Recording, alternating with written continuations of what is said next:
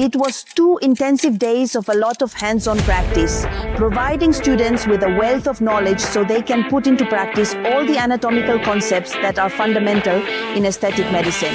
The experience in this course couldn't be more wonderful. Practicing on fresh cadaver specimens has been something indescribable. It's like working in real life.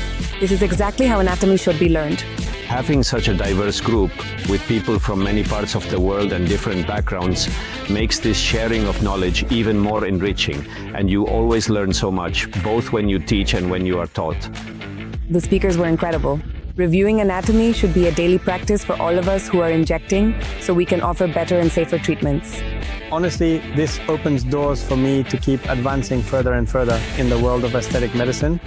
Here we are with the last sutures after these 2 intensive days of anatomy applied to aesthetic medicine. Tired but very happy and very satisfied to have been able to share innovative techniques in aesthetic medicine, giving our doctors the opportunity to deepen their own knowledge and, above all, to bring scientific value to this wonderful branch of medicine. Honestly, everything was spectacular, very well organized. Congratulations, and well, thank you all very much.